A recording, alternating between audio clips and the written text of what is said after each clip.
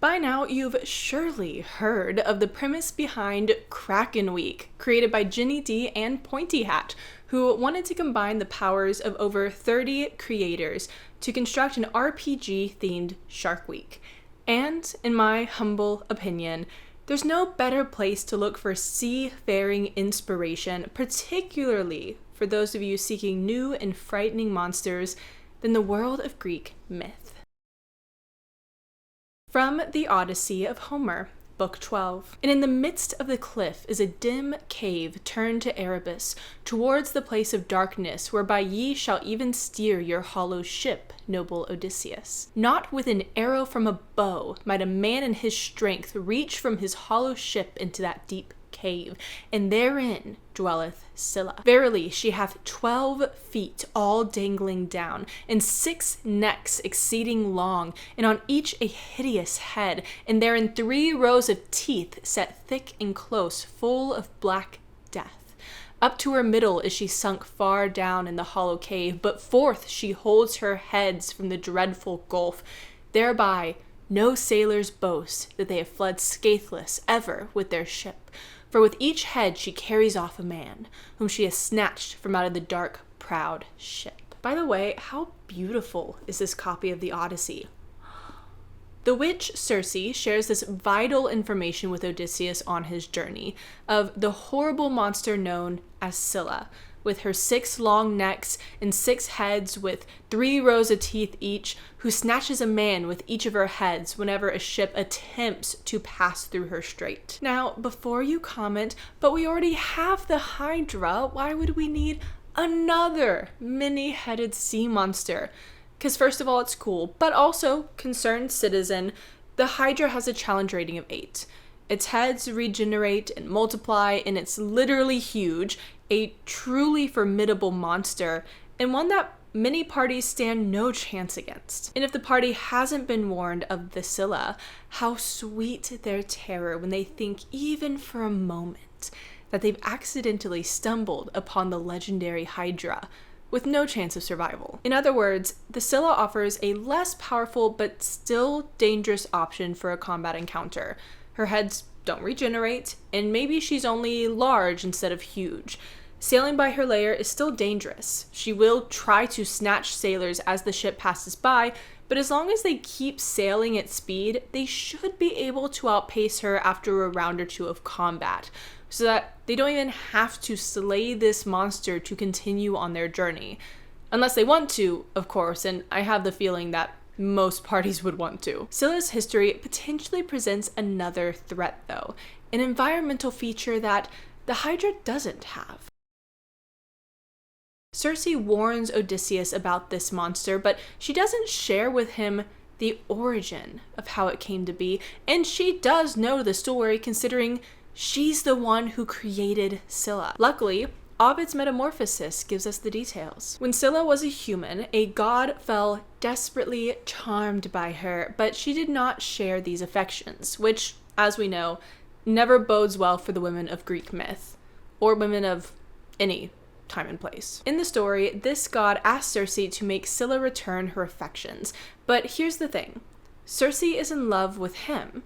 She's not inclined to therefore make this other woman fall in love with the god when she herself already has, and she confesses these feelings to him.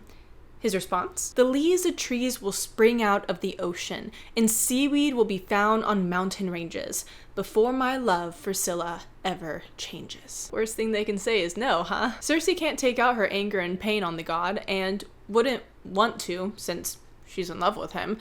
So she goes to the pool where she knows Scylla to bathe regularly, and fouled that place with poisons that produced prodigious monsters. Juice of noisome roots she sprinkled there, and 3 times 9 times spoke the dark and winding words of incantation, her lips well practiced in the magic arts. Arriving, Scylla sinks into the pool up to her waist, and when she first beholds her private parts deformed into the shapes of barking dogs, cannot believe them her, and in her fear attempts to drive them off, and then flees from their gaping wantonness.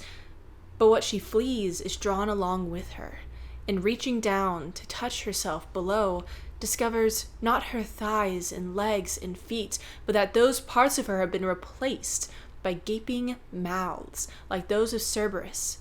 She stands on rabid dogs and on the backs of beasts beneath her, and her private parts are girded with a ring of monstrous shapes. And thus, Scylla becomes a monster. So what's this environmental effect I'm recommending?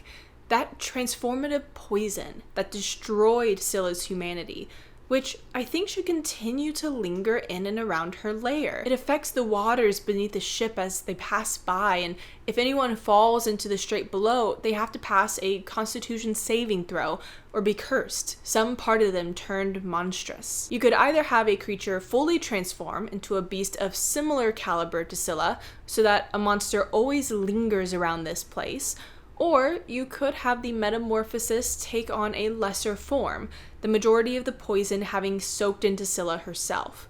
That way, affected party members still have a chance to be freed from their newfound horrific state. Need the stakes to be a little higher? Alright, consider adding the other monster, the one that shares the strait with Scylla, because there is one other lurking just on the other side, straight across from her. When Circe warns Odysseus and his men about Scylla, she also tells them of Charybdis. But that other cliff, Odysseus, thou shalt note, lying lower, hard by the first, thou couldst send an arrow across.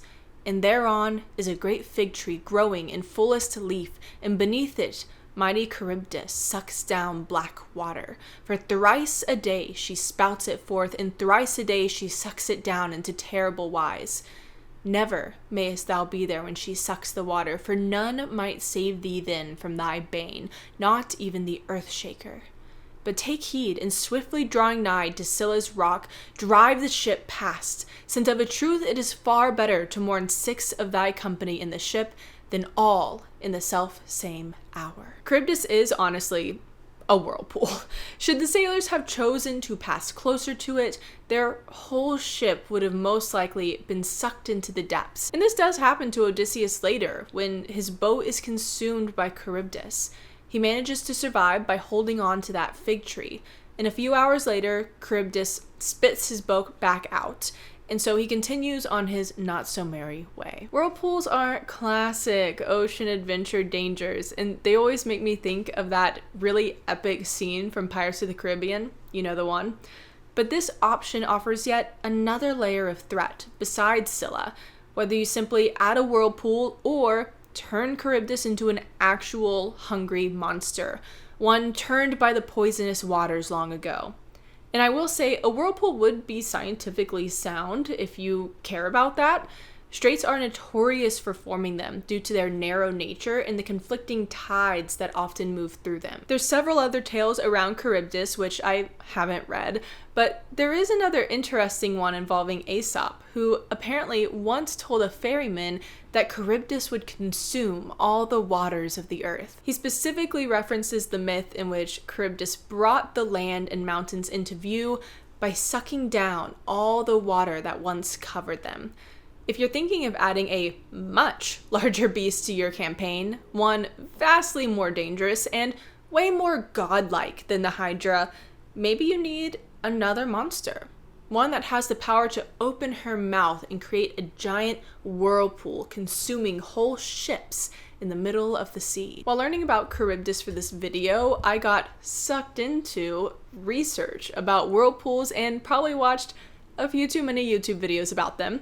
I'm already kind of freaked out by the ocean, so thinking about this monster has legitimately scared me a little. Count me out of any upcoming ocean campaigns, thank you. And a big thank you to Jenny and Pointy Hat for putting together this awesome event.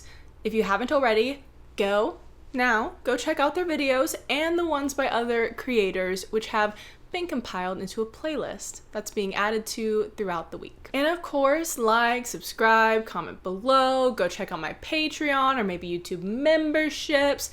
There's truly a wealth of options available to the modern viewer. I hope y'all have a great whatever it is, and I will see you next time.